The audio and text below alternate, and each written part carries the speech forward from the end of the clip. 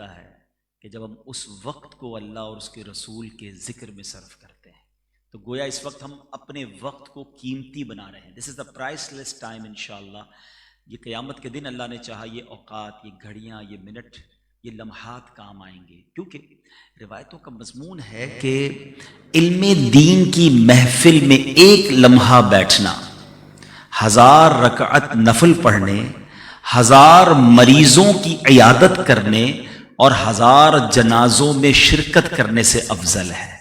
تو اس محفل کو پراپرلی اٹینڈ کیجئے، علم دین سیکھنے کی نیت سے اٹینڈ کریں تو ایک ایک سیکنڈ، ایک ایک لمحہ ہمارے نامہ اعمال میں گویا نیکیوں کا میٹر جو ہے وہ جاری رہے گا. اللہ پاک مجھے بھی اخلاص کے ساتھ بیان کرنا نصیب فرمائے اور آپ کو بھی اچھی نیتوں کے ساتھ اسے سننا اور اس پر عمل کرنا نصیب فرمائے. محبت کے ساتھ ایک بار درود پاک پڑھ لیں. صلو علی الحبیب صلی اللہ تعالی علی محمد صلی اللہ علیہ وسلم.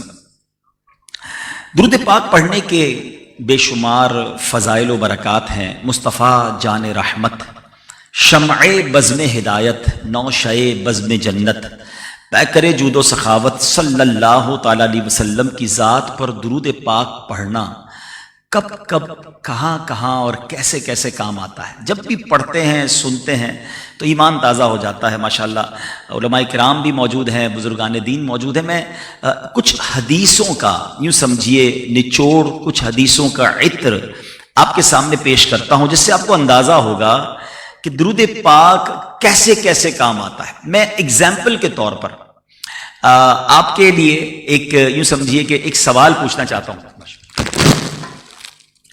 کہ ایک مسلمان ہونے کی حیثیت سے، بینگ اے مسلم، اگر آپ سے کوئی یہ کہے کہ آپ ایک لسٹ بنائیے کہ دنیا میں آپ کیا کیا چاہتے ہیں، مرتے وقت آپ کیا چاہتے ہیں، قبر میں آپ کیا چاہتے ہیں، محشر میں آپ کیا چاہتے ہیں. ایک خیال ہے کہ لسٹ بنائے انسان کہ یار اگر میری ساری خواہشیں جو دنیا کی، مرتے وقت کی، آخرت کی ہوں تو وہ کیا ہوں گی. وہ ذہن میں رکھیے گا. اور اب میں آپ کو بہت ساری حدیثوں سے ایکسٹریکٹ کر کے ایک خوبصورت سا نچوڑ پیش کرتا ہوں. نبی پاک علیہ الصلوۃ والسلام کے فرمان کے مطابق آپ بیماری سے شفا چاہتے ہیں، آپ درود پاک پڑھیے. آپ روزی میں برکت چاہتے ہیں، آپ درود پاک پڑھیے. آپ قرضے میں ہیں اور قرضے سے نکلنا چاہتے ہیں، آپ درود پاک پڑھیے. آپ ٹینشن فری لائف گزارنا چاہتے ہیں، آپ درود پاک پڑھیے. آپ دنیا میں عزت چاہتے ہیں، آپ درود پاک پڑھیے. آپ دنیا کی ذلت و رسوائی سے بچنا چاہتے ہیں، آپ درود پاک پڑھیے. سنیے، مرتے وقت کلمہ پڑھنا چاہتے ہیں اور جاتے جاتے میرے آقا علیہ الصلوۃ والسلام کا دیدار کرنا چاہتے ہیں تو درود پاک پڑھیے. قبر میں منکر نکیرین کے سوالات میں ثابت قدمی چاہتے ہیں، درود پاک پڑھیے. محشر کے دن نبی پاک کے ہاتھوں جام کوثر چاہتے ہیں، درود پاک پڑھیے. پل صراط سے خیر سے گزرنا چاہتے ہیں، درود پاک پڑھیے. اور جنت میں آقا کے ساتھ جانا چاہتے ہیں، درود پاک پڑھیے. اور سنیے، مدینے جانا چاہتے ہیں، درود پاک پڑھیے. اور نبی پاک علیہ الصلوۃ والسلام کی خواب میں زیارت چاہتے ہیں، تب بھی درود پاک پڑھیے. اب مجھے بتائیے نا کہ جتنی میں نے فضیلتیں بیان کی ہیں اس کے علاوہ اور کیا چاہیے ایک مسلمان کو؟ اور کیا چاہیے؟ عزت والی زندگی ہو، روزگار میں برکت ہو، پریشانیاں اور ٹینشنیں نہ آئیں، مصیبتوں سے نجات مل جائے، کلمے والی موت ملے، آقا قیامت کے دن ساتھ جنت میں لے جائے. Whatever I need in this دنیا اینڈ ہیئر آفٹر، یہاں اور وہاں کے لیے جو بھی میری نیڈز ہیں وہ ساری تو درود پاک پوری کر رہا ہے. میں نے جتنی فضائل بتائے نا، سب ہی فضیلت کے پیچھے کم و بیش حدیث پاک موجود ہے. یعنی نبی پاک نے سارے انعام خود بتائے ہیں فضائل درود میں. تو اتنا کمال کا وظیفہ ہے، مگر بدقسمتی یہ ہے کہ ہم میں سے بہت بڑی تعداد درود پاک نہیں پڑھتی ہے، بہت کم پڑھتے ہیں. فضول باتیں، گپ شپ، جناب موبائل کے ساتھ گھنٹوں گزر جائیں گے مگر درود پاک کے لیے وقت نہیں نکالتے. تو خدا را اگر آپ خوشگوار، پرسکون، مقبول زندگی گزارنا چاہتے ہیں تو اپنی زندگی میں درود پاک کو ایسا شامل کر لیں جیسے بریک فاسٹ، لنچ اور ڈنر نہیں چھوٹتا، ایسے درود نہیں چھوٹنا چاہیے. پھر آپ دیکھیں آپ اس کو کیسا فائدہ مند پائیں گے. اللہ مجھے بھی اور آپ کو بھی کثرت کے ساتھ درود پاک پڑھنے کی توفیق دے. محبت کے ساتھ بآواز بلند درود پاک پڑھ لیں. صلو علی الحبیب.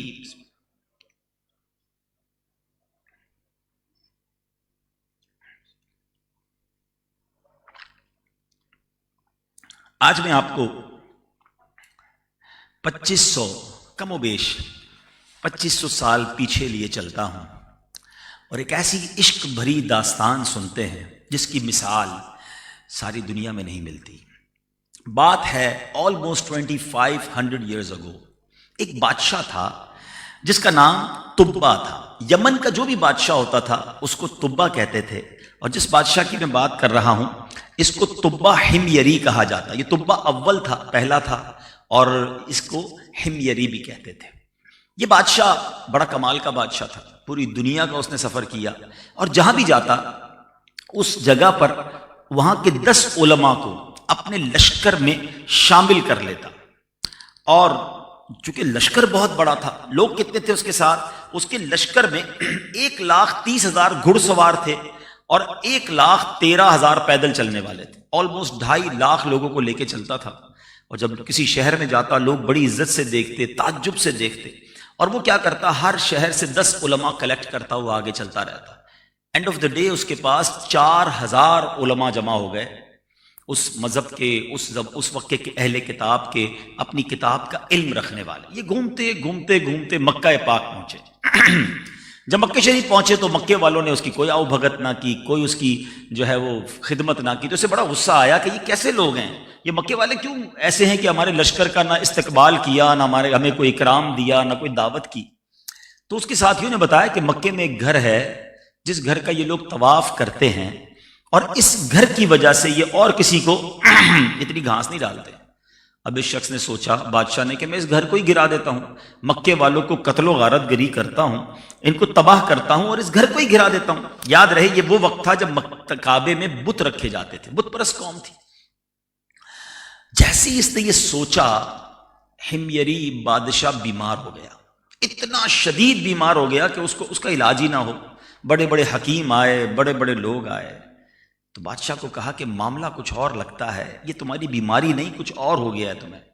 تو اب جو اس زمانے کے سمجھدار لوگ تھے انہوں نے کہا بات یہ ہے کہ یہ کعبہ جو ہے نا یہ اللہ کا گھر ہے. جس نے بھی اس کو گرانے کے بارے میں سوچا نا اس کو پرابلم ہی آئی ہے. تم ایسا کرو یہ خیال اپنے دل سے نکال دو. حمیری بادشاہ نے توبہ کی کہ میں اس کعبے کو نہیں گراؤں گا. اب جیسی اس نے یہ نیت کی تو اس کی طبیعت ٹھیک ہونے لگ گئی. بہرحال اب یہ قافلہ موو ہوا اور اس بستی میں پہنچا جس کا اس زمانے میں نام مدینہ نہیں تھا، مگر بعد میں وہ عاشقوں کی بستی مدینہ بن گئی. حمیری بادشاہ اپنے اس عظیم الشان قافلے کے ساتھ جب مدینے پہنچا، اس بستی میں پہنچا، کھجوروں والی بستی میں. چونکہ اس کے ساتھ 4,000 علماء تھے، ان علماء نے اپنی کتابوں میں پڑھ کر بتایا کہ ہمیں آسمانی کتابیں بتاتی ہیں کہ یہی وہ جگہ ہے جہاں نبی آخر الزمان ہجرت کر کے آئیں گے، اس کو اپنا مسکن بنائیں گے. یہ ان کی بعثت کے بعد ہجرت کی جگہ ہے. 4,000 علماء نے اس سے کہا کہ ہم نے یہاں سے نہیں جانا. 400 علماء نے آؤٹ آف 4,000 علماء میں اس میں 400 علماء نے کہا ہم تو یہیں رہیں گے، آپ نے جانا ہے تو جائیں. بادشاہ تھا بڑا کمال کا، اچھا نبی آخر الزمان یہاں آئیں گے. کہتا چلو میں اور ہم سب 1 سال انتظار کرتے ہیں ان کا. 1 سال سب کے سب مدینے میں رہے. مدینہ ابھی مدینہ بنا نہیں، نبی پاک دنیا میں تشریف لائے نہیں. یہ پیارے آقا علیہ الصلوۃ والسلام کی ولادت سے 1000 سال پرانا واقعہ ہے. اب کیا ہوا؟ 1 ایئر انہوں نے وہاں پر انتظار کیا. جب دیکھا کہ نبی آخر الزمان تشریف نہیں لائے تو بادشاہ نے کیا کیا؟ 400 علماء کے گھر بنائے، ان 400 علماء کو سامان دیا، ان کی شادی کروائی اور ایک اور خوبصورت گھر بھی بنایا اور ایک لیٹر لکھا. اللہ اکبر. ذرا دیکھیں یہ اس کے لیے خط لکھا جا رہا ہے جو ابھی بظاہر دنیا میں نہیں آئے ہیں.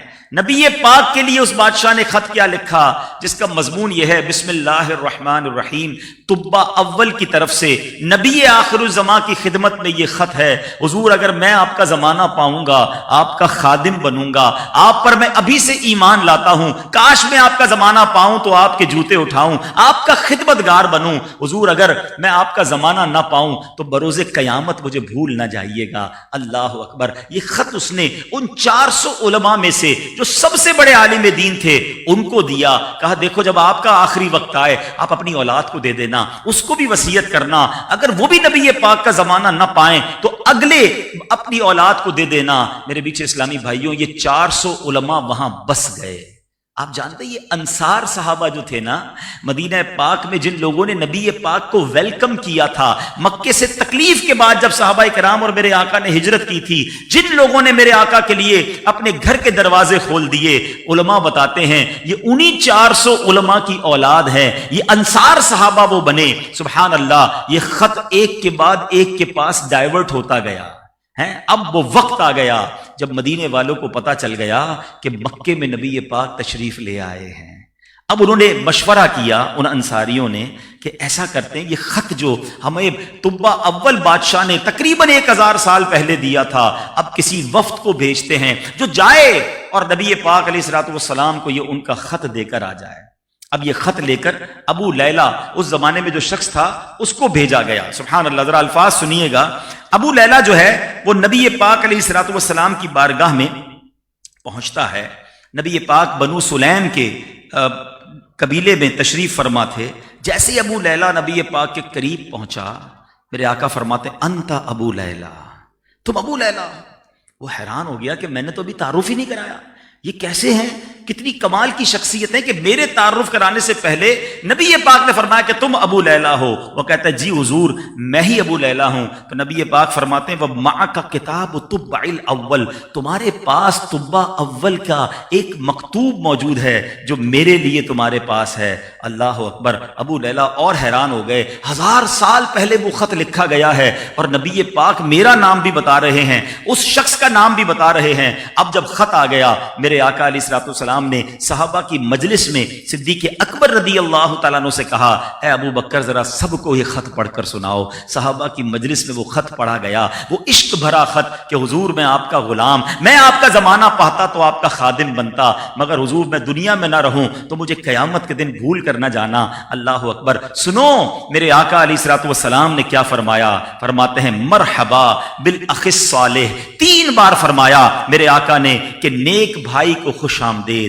نیک بھائی کو خوش آمدید۔ نبی پاک علیہ الصلوۃ والسلام نے اب ابو لیلہ انصاری کو مدینے واپس لوٹا دیا۔ اے میرے بیچے اسلامی بھائیوں، اب ہجرت کی گھڑی آئی، نبی پاک مدینہ پاک میں داخل ہوئے، طلع البدر علینا کی صدائیں ہیں، میرے آقا علیہ الصلوۃ والسلام کا بھرپور استقبال ہوتا ہے۔ ہر صحابی چاہتا ہے حضور میرے گھر آئیں، میرے گھر کو شرف عطا فرمائیں، مجھے مہمانی اپنی عطا فرمائیں، میں ان کی میزبانی کروں۔ اللہ کے نبی کہتے ہیں میری اونٹنی جو ہے وہ حکم والی ہے، اسے معلوم ہے کدھر جانا ہے۔ اب نبی پاک نے حکم دیا یہ اونٹنی جہاں رکے گی وہی میرا ٹھکانہ ہوگا۔ ذرا تصور تو کریں جب مدینے کی گلیوں میں وہ قصوہ نامی اونٹنی چلی ہوگی، ہر صحابی سوچتا ہوگا کاش میرے گھر کے باہر، کاش یہ سعادت مجھے مل جائے۔ وہ اونٹنی گھومتے گھومتے اب کہاں رکتی ہے؟ سبحان اللہ، حضرت ابو ایوب انصاری رضی اللہ تعالیٰ عنہ کے مکان پر رکتی ہے۔ اے میرے میٹھے اسلامی بھائیوں، یہ تو آپ نے سنا تھا کہ سیدنا ابو ایوب انصاری میزبان رسول بنے، مگر آؤ میں آپ کو ایک اور حقیقت بتاتا ہوں۔ یہ وہی صحابی ہیں جو اسی عالم دین کی اولاد سے تھے جن کو نبی پاک کا گھر تحفے میں دیا گیا تھا کہ یہ والا جو مکان ہے نا، طبہ اول نے کہا تھا یہ میرے آقا کے لیے ہے، یہ انہیں پیش کرنا۔ سبحان اللہ۔ تو پتہ یہ چلا کہ نبی پاک سیدنا ابو ایوب انصاری کے مکان میں نہیں، اپنے ہی مکان میں جلوہ فرما تھے۔ یہ مکان خود نبی پاک کو گفٹ ہوا تھا۔ ابو ایوب انصاری جو ہیں گویا وہ مہمان تھے اور آقا میزبان ہیں۔ اعلیٰ حضرت امام اہل سنت کا مجھے وہ شعر یاد آ رہا ہے، آسماں خان زمیں خان زمانہ مہمان، آسماں خان زمیں خان زمانہ مہمان صاحب خانہ لقب کس کا ہے تیرا تیرا. دنیا میں آج تک کوئی ایسی پرسنالٹی نہیں آئی کہ جس کے پیدا ہونے سے پہلے 1000 سال پہلے سے اس سے محبت کرنے والے, اس کا نام لینے والے, اسے گفٹ دینے والے, اس کا غلام بننے کی تمنا رکھنے والے لوگ ہوئے ہوں. ارے نبی پاک سے محبت تو خیر جبریل کو بھی ہے, حضرت آدم سے محبت کا ذکر چل رہا ہے, مگر پیارے آقا علیہ الصلوۃ والسلام کے مدینے کو ابھی نبی پاک نہیں آئے, اپنا مسکن بنا لینا, اس مدینے کو چھوڑ کر نہ جانا. اللہ اکبر. دنیا میں کوئی ایسا شہر نہیں کہ جہاں 1000 سال پہلے سے مکین کی آمد سے پہلے مکان آباد کیا جا رہا ہو. یہ ہے میرے آقا علیہ الصلوۃ والسلام کی شان. اللہ کریم ہمیں نبی پاک علیہ الصلوۃ والسلام سے سچی محبت اور ان کی سچی غلامی عطا فرمائے. نبی پاک کی شان میری اور آپ کی اوقات بھی نہیں. سچی بات تو یہ ہے, ہم یہ اجتماع کرتے ہیں, محفل کرتے ہیں, ذکر کرتے ہیں, چاہے نثر میں کریں چاہے نعت میں کریں, یہ ہم اپنی جھولیاں بھرنے کے لیے کرتے ہیں, ورنہ نہ ہمارے پاس وہ الفاظ ہیں نہ ہماری اوقات ہے کہ اس اللہ کے حبیب علیہ الصلوۃ والسلام کا ذکر خیر کریں جس کا رب نے قرآن میں وعدہ فرمایا وَرَفَعْنَا لَكَ ذِكْرَكَ. اللہ قرآن میں کیا فرما رہا ہے؟ اے محبوب ہم نے تمہارے لیے تمہارے ذکر کو اونچا کیا. سیدی اعلیٰ حضرت لکھتے ہیں نا وَرَفَعْنَا لَكَ ذِكْرَكَ کا ہے سایہ تجھ پر, ذکر اونچا ہے تیرا, بول ہے بالا تیرا, تو گھٹائے سے کسی کے نہ گھٹا ہے نہ گھٹے, جب بڑھائے تجھے اللہ تعالی تیرا. اللہ کریم نے اپنے حبیب علیہ الصلوۃ والسلام کے ذکر کو کس شاندار انداز میں اپنے ذکر کے ساتھ جوڑا. اسی آیت کے بارے میں نبی پاک علیہ الصلوۃ والسلام نے جبریل امین سے ایک سوال کیا, اے جبریل اس آیت کے بارے میں بتاؤ. جبریل امین علیہ الصلوۃ والسلام نے عرض کی حضور اللہ تعالیٰ فرماتا ہے کہ آپ کے ذکر کی بلندی یہ ہے کہ جب میرا ذکر کیا جائے گا میرے ساتھ آپ کا بھی ذکر کیا جائے گا. اشہد ان لا الہ الا اللہ کے ساتھ اشہد ان محمد رسول اللہ پکارا جائے گا. اس رفعت ذکر, ذکر کی بلندی کی صورتیں تو دیکھیے. رفعت ذکر یہ ہے کہ اللہ نے اپنے حبیب علیہ الصلوۃ والسلام پر ایمان لانا اور ان کی اطاعت کرنا مخلوق کے لیے لازم قرار دے دیا ہے. سبحان اللہ. اور ذرا غور کیجئے, کسی کا اللہ پر ایمان لانا, اس کی وحدانیت پر ایمان لے آنا, ساری زندگی اللہ کو سجدے کرتا رہے, مگر دل کی تصدیق کے ساتھ جب تک رسول پاک علیہ الصلوۃ والسلام پر ایمان نہ لائے وہ عبادت بھی بیکار, وہ ایمان بھی کامل نہیں. جبھی تو اعلیٰ حضرت کہتے ہیں اللہ کی سرتاب قدم شان ہے یہ, انسان نہیں انسان وہ انسان ہے یہ. قرآن تو ایمان بتاتا ہے انہیں اور ایمان یہ کہتا ہے میری جان ہے یہ. اب ذرا قرآن پاک کا ایک خوبصورت جائزہ پیش کروں گا. قرآن مجید میں اللہ تعالیٰ نے اپنے حبیب علیہ الصلوۃ والسلام کے ذکر کو اپنے ذکر کے ساتھ, اپنی اطاعت کو اپنے حبیب علیہ الصلوۃ والسلام کی اطاعت کے ساتھ کیسا مرج کیا, کس شان سے نبی پاک کا ذکر کیا. ذرا سنتے جائیے گا, ایمان تازہ ہو جائے گا. ذرا سوچئے گا, اللہ تعالیٰ فرماتا ہے سورہ بقرہ آیت نمبر 278 and 279, آپ سے جنگ خدا سے جنگ ہے. اب جناب سورہ نساء آیت نمبر 80, آپ کی اطاعت خدا کی اطاعت ہے. سورہ نساء آیت نمبر 14, آپ کی نافرمانی خدا کی نافرمانی ہے. سورہ انفال آیت نمبر 13, آپ کی مخالفت خدا کی مخالفت ہے اور آپ کی طرف بلانا خدا کی طرف بلانا ہے. آگے چلیے سورہ نساء آیت نمبر 100 میں اللہ فرماتا ہے آپ کی طرف ہجرت خدا کی طرف ہجرت ہے. سنو نبی پاک فرق کی شان کیسی بیان ہوئی. سورہ مائدہ آیت نمبر 33 میں آپ پر ایمان لانا خدا پر ایمان لانے کی طرح ضروری ہے. آپ سے مقابلہ خدا سے مقابلہ ہے. مزید آیتوں میں فرمایا آپ سے دوستی خدا سے دوستی ہے. آپ کے بلانے پر حاضر ہونا خدا کے بلانے پر حاضر ہونا ہے, یا الفاظ دیگر آپ کا بلاوا خدا کا بلاوا ہے. سورہ انفال آیت نمبر 27 میں فرمایا آپ سے خیانت خدا سے خیانت ہے. اور کیا کیا بیان کروں. سورہ توبہ آیت نمبر 62 میں فرمایا آپ کی رضا خدا کی رضا, آپ کو راضی کرنا خدا کو راضی کرنا ہے. سورہ توبہ آیت نمبر 24 میں فرمایا آپ کی محبت خدا کی محبت ہے. سورہ توبہ آیت 74, آپ کا کسی किसी को माल देना, गनी करना, खुदा का गनी करना है। सूरह अहज़ाब आयत नंबर 36, आपका फैसला खुदा का फैसला है, आप पर पेशकदमी खुदा पर पेशकदमी है। सूरह हशर आयत नंबर 8, आपकी मदद खुदा की मदद है। अरे सोचो तो सही, अल्लाह ने अपने हबीब की शान को कुरान में कैसे बयान किया, फिर क्यों ना सैयदी आला हजरत लिखें कि बखुदा खुदा का यही है दर। ऐसे ही नहीं लिखा सैयदी आला हजरत ने, ये रब ने कुरान में बयान फरमाया ना, बखुदा खुदा का यही है दर, नहीं और कोई मफर मकर जो वहां से हो यहीं आके हो, जो यहां नहीं वो वहां नहीं। एक और जगह लिखते हैं ना, मैं तो मालिक ही कहूंगा कि हो मालिक के हबीब। आका मैं क्यों ना आपको मालिक कहूं, अल्लाह करीम ने क्या शान आपकी कुरान में बयान की, मैं तो मालिक ही कहूंगा कि हो मालिक के हबीब, यानी महबूब मुहिब में नहीं मेरा तेरा। अरे हम और आप क्या जिक्र करें, हमारी औकात क्या है। ये खुदा की कसम, ये अल्लाह की मेहरबानी मुझ पर और आप पर है कि उसने मेरी जबान को, आपके कानों को, हमारे औकात को यह मौका दिया कि हम अल्लाह के हबीब की शान बयान कर रहे हैं, उनका जिक्र कर रहे हैं। वरना उनकी शान तो यह है कि फर्श वाले तेरी शौकत का उलू क्या जाने, आका फर्श वाले तेरी शौकत का उलू क्या जाने। खुसरवा खुसरवा अर्श पे उड़ता है फुरेरा तेरा, यानी मेरे आका की शान यह है कि उनका मर्तबा तो अर्श पर किस कदर बुलंदो बाला है। तो बहरहाल मेरे बीच इस्लामी भाइयों, बहुत सारी बातें कुरान के जरिए भी सीखने को मिल रही है। इंशाअल्लाह आप अलैहिस्सलातु वस्सलाम का जिक्र जरा सुनिए, क्या कहां कहां अल्लाह ने बुलंद फरमाया।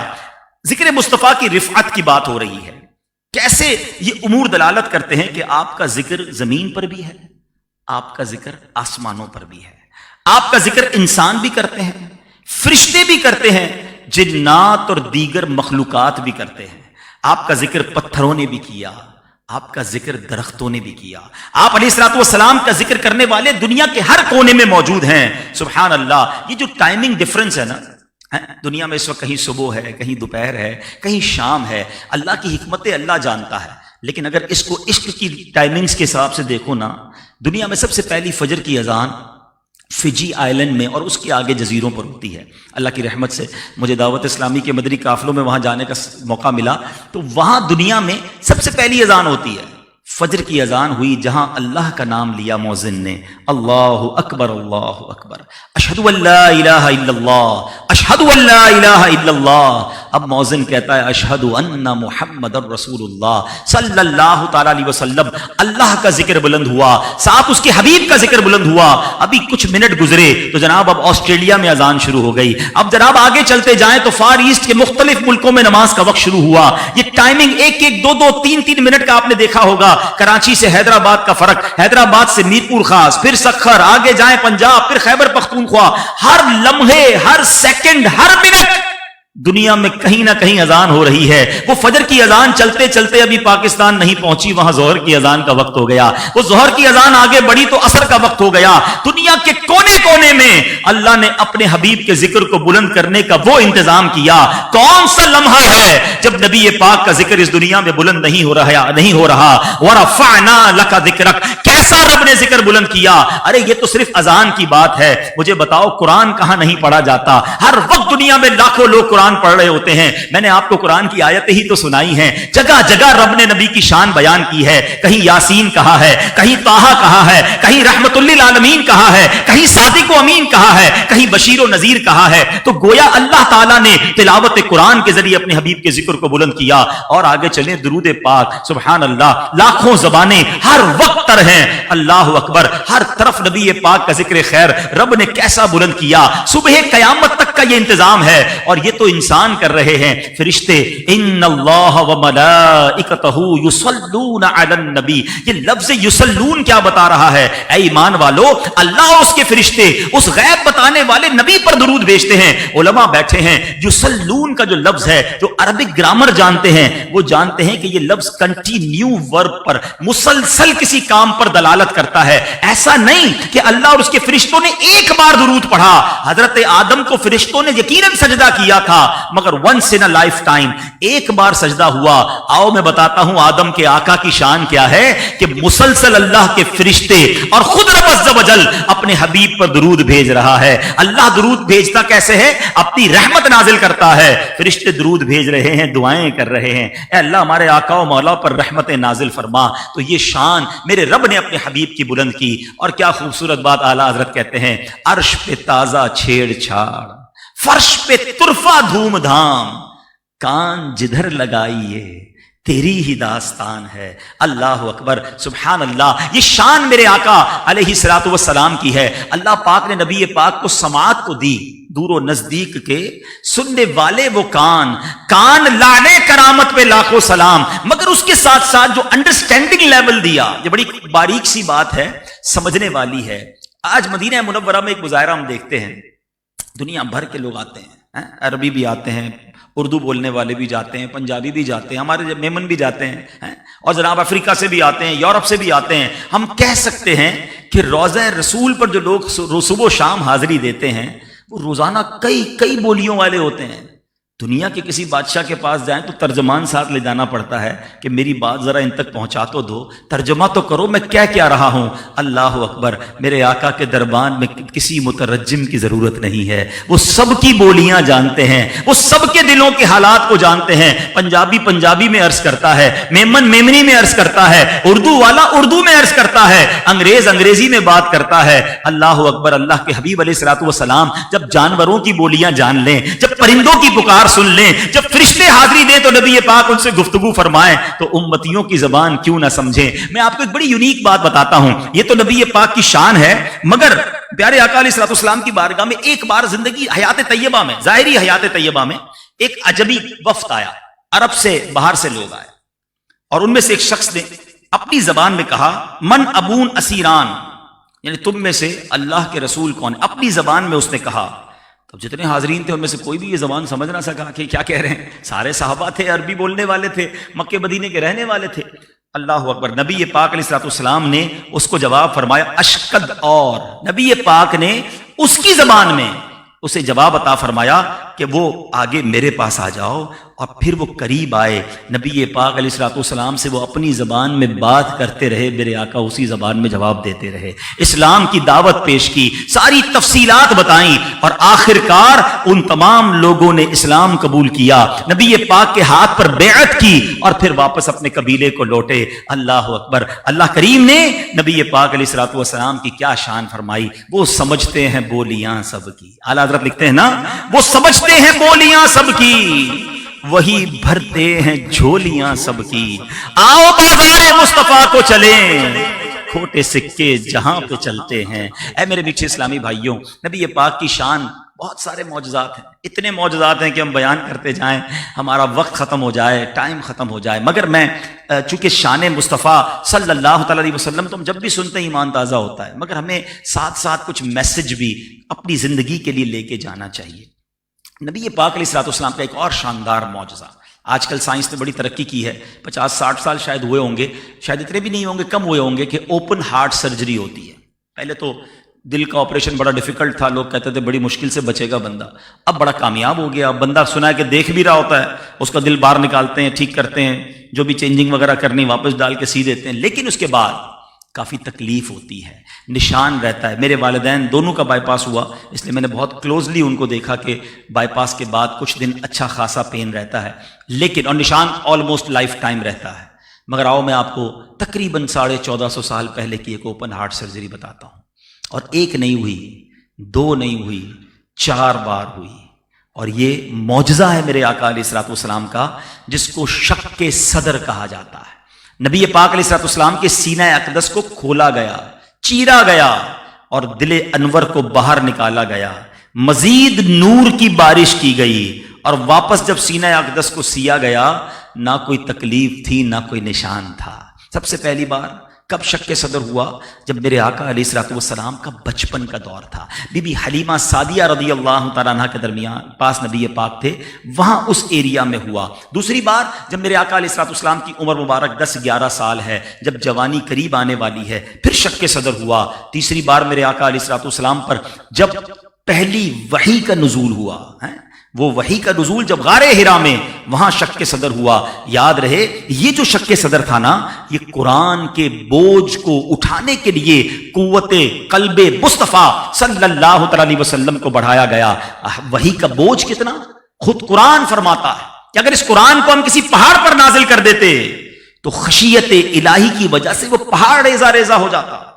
لیکن نبی پاک کے قلب کو، نبی پاک کے دل انور کو یہ قوت اور طاقت دی گئی کہ قرآن میرے آقا کے سینے پر نازل ہوا. اور جب قرآن نازل ہوتا تھا نا، احادیث میں، روایتوں میں یہ مضمون ملتا ہے کہ صحابہ کرام دیکھتے کہ نبی پاک کے چہرے کا رنگ بدل رہا ہے، پسینہ مبارک چہرے انور پر نظر آتا، سمجھ جاتے کہ اب وحی نازل ہو رہی ہے. جبریل امین وحی لے کر آئے ہیں. سورہ مائدہ قرآن کی ایک سورت ہے، اس کی تفسیر میں پڑھیں نا تو سورہ مائدہ جب نازل ہوئی نا تو نبی پاک علیہ الصلوۃ والسلام اس اونٹنی پر بیٹھے تھے، اور اس سورہ مائدہ کے نزول کا بوجھ اتنا تھا کہ وہ اونٹنی زمین پر بیٹھ گئی، یعنی وہ کھڑی نہ رہ سکی. اس قدر برڈن آف وحی تھا.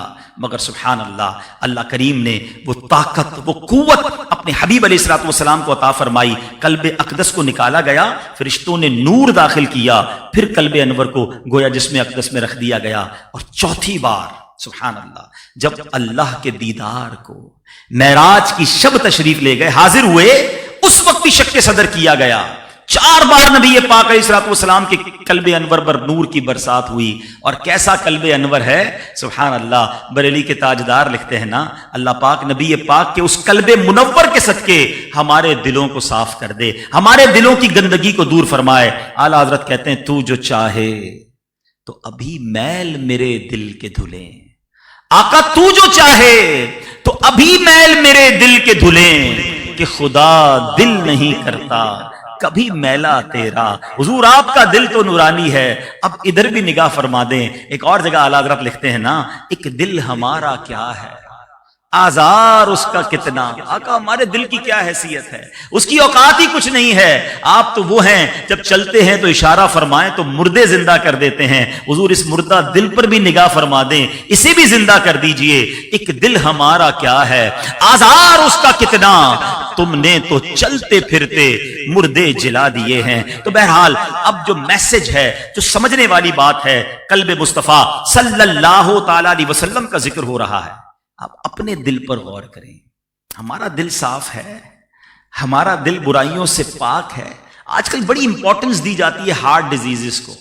لوگ ڈسکس کرتے ہیں، جم جاتے ہیں، ورزش کرتے ہیں، یار کولیسٹرول نہیں بڑھنا چاہیے، بلڈ پریشر پراپر رہنا چاہیے، شوگر کا معاملہ سیدھا رکھنا ورنہ ہارٹ پرابلم ہو جائے گی. یہ ہارٹ پرابلم کیا کر لے گی؟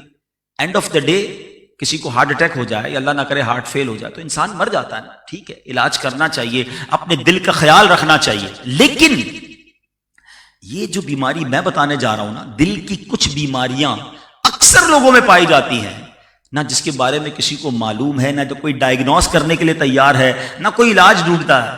حالانکہ یہ وہ بیماریاں ہیں کہ دل میں آ جائیں تو انسان جو ہے وہ ایمان سے ہاتھ دھو بیٹھتا ہے. میں صرف 2 بیماریوں کا ذکر کرتا ہوں چونکہ وقت کم ہے، ورنہ یہ پوری ڈیٹیل ہے کتابوں میں کہ انسان وہ بیماریوں کے بارے میں جانے، اس کا علاج کرے، اس سے بچائے اپنے آپ کو، ورنہ اعمال بھی برباد ہو جاتے ہیں، ایمان بھی برباد ہو سکتا ہے. ایک بیماری وہ ہے جس کے بارے میں میرے آقا علیہ الصلوۃ والسلام فرماتے ہیں کہ بدگمانی بدترین جھوٹ ہے. بندوں سے بدگمانی گویا اللہ سے بدگمانی ہے. اس کو کہتے ہیں نیگیٹو اپروچ. بدگمانی کیا ہے؟ ہمیشہ غلط سوچنا کسی کے بارے میں. اچھی بات بھی کرے، کہتے ہیں نہیں یار اس کی نیت یہ تھی، اس کا حال یہ ہے. اب ایگزامپل کے طور پر کچھ لوگ کہتے ہیں یار ہم تو بدگمانی نہیں کرتے. اپنے بارے میں سوچئے ذرا. ہم کسی کو فون کرتے ہیں، فون نہیں اٹھایا اس نے، ہمیں ضروری کام تھا، خیال کیا آتا ہے؟ پہلا خیال ہی کچھ لوگوں کو یہ آتا ہے یار بڑا آدمی ہو گیا ہے، پہلے تو روز فون کرتا تھا، آج ٹائم ہی نہیں ہے، میرا نمبر دیکھ کے نہیں اٹھایا. پیسے دینے تھے نا، اب کہاں دے گا؟ پیسے لینے تھے تو روز کرتا تھا فون. ابھی بھائی وہ ہو سکتا ہے آرام کر رہا ہو، وہ مسجد میں ہو، وہ کھانا کھا رہا ہو، واش روم میں ہو، وہ کچھ بھی کر رہا ہے، ہم نے گناہ کا میٹر شروع کر دیا. یہ تو صرف ایک مثال ہے. مثال کے طور پہ شادیاں ہیں، محفل ہیں، اب مثال دیتا ہوں اسی محفل کی. کسی کو اس محفل میں بڑی محبت سے صاحب خانہ نے بلایا, وہ نہیں آیا. نارملی لوگ کیا کہتے ہیں, ہاں یار فنکشن ہوتا نا پھر آ جاتا, اللہ رسول کے نام کی محفل میں کدھر آئے گا. ارے اللہ کے بندو, اس کا محفل میں آنا واجب تو تھا نہیں, لیکن وہ ہو سکتا ہے کسی مجبوری کی وجہ سے نہ آیا. آپ نے بدگمانی کر کے اپنے نامہ اعمال میں حرام لکھوا لیا. اور یہ ایک مثال ہے, ورنہ یا تو بھائی کو بھائی سے بدگمانی, بہن کو بہن سے بدگمانی, ساس کو بہو سے بدگمانی, بہو کو ساس سے بدگمانی, شوہر بیوی بدگمان ہے.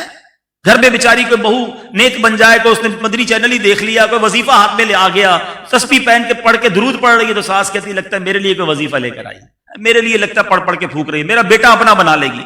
وہ اللہ رسول کا ذکر کر کے جنت کما رہی ہے, اور تم بدگمانی کر کے اپنے نامہ اعمال میں گناہ لکھوا رہے ہیں. یعنی یہ میں مثال دے رہا ہوں. کاروباری لوگ ہوتے ہیں, اب نارملی دکانیں قریب قریب ہوتی ہیں, مارکیٹ ایک ہوتا ہے, اچھا خاصا بیچارہ ایک دکاندار نمازی بھی ہے, سر پہ ٹوپی بھی لگاتا ہے, دکان پہ کچھ قرآن بھی پڑھتا ہے. ہاں یہ لگتا ہے وظیفہ اسی لیے کر رہا ہے, میری دکان بند ہو جائے, اس کی دکان چل جائے. وہ قرآن پڑھ کے جنت کما رہا ہے, تم بدگمانی کر کے گناہ کما رہے ہو. اچھا بدگمانی کے ساتھ ہی ایک اور بیماری ہے, وہ بھی بڑی ڈینجرس ہے. یہ دونوں تقریباً ساتھ ساتھ ہی ہو جاتی ہیں, ٹھیک ہے, اور وہ بیماری ہے حسد, جیلسی. نبی پاک علیہ الصلوۃ والسلام فرماتے ہیں جس کا مضمون ہے حسد بیماریوں کو ایسے کھا جاتا ہے جیسے آگ لکڑیوں کو کھا جاتی ہے. سردیاں ہیں نا, سردیوں میں آپ نے دیکھا ہوگا لکڑی جلاتے ہیں, دوست وغیرہ بیٹھتے ہیں, تھوڑی دیر بعد کیا ہوتا ہے ان لکڑیوں کا, ختم, خاک. سارے اعمال کو آگ لگانے والا کام جو ہے نا وہ حسد ہے.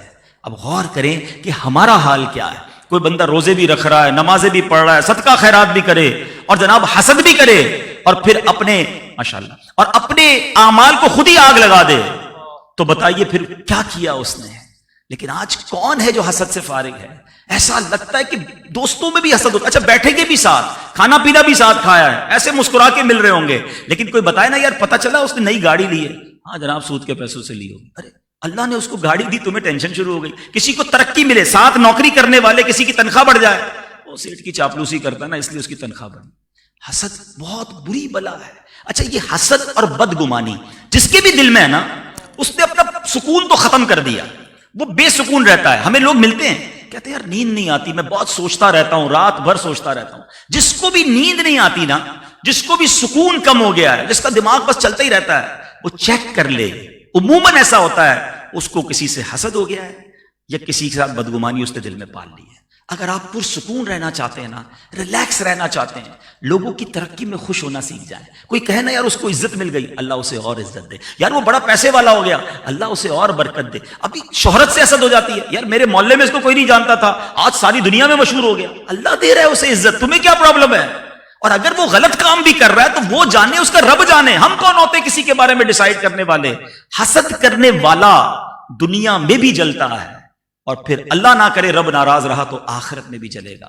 تو اے میرے میٹھے اسلامی بھائیوں, آج ہم نے نبی پاک علیہ الصلوۃ والسلام کے قلب منور کے بارے میں سنا ہے. پہلے تو دعا کرتے ہیں اللہ تعالیٰ سے, اور دعائیں نبی پاک نے بھی عطا فرمائیں کہ اللہ میرے دل کو پاک کر دے, میرے دل کو ستھرا کر دے, ان تمام بری بیماریوں سے ہمیں بچا لے. اللہ سے دعا کرتے رہا کرو, کیونکہ جس دل میں حسد ہے نا, جس دل میں تکبر ہے, جس دل میں اس طرح کے بغض اور کینہ اور اس طرح کی برائیاں ہیں نا, بتاؤ پھر اس دل میں عشق مصطفیٰ صلی اللہ تعالی وسلم کیسے آئے گا؟ وہ سینہ مدینہ کیسے بنے گا؟ اگر اپنے دل کو یادگار مدینہ بنانا ہے, دعا کرتے ہیں نا, رہیں ان کے جلوے, بسے ان کے جلوے, میرا دل بنے یادگار مدینہ.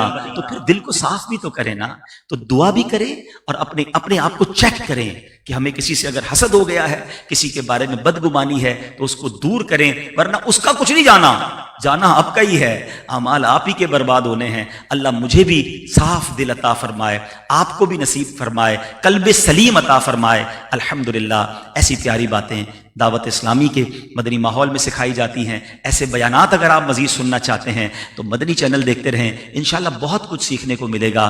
اللہ پاک عمل کرنے کی توفیق عطا فرمائے. آخر میں جناب حنیف صاحب کو, ہمارے ندیم بھائی کو, میرے بیٹے کی طرح منیب ہے, ان سب کو مبارکباد پیش کرتا ہوں. اللہ پاک اس شادی کو خانہ آبادی فرمائے, اور اس محفل کو کرنا اللہ کریم اپنی بارگاہ میں قبول فرمائے. صلو علی الحبیب صلی اللہ تعالی علی محمد صلی اللہ علیہ وسلم.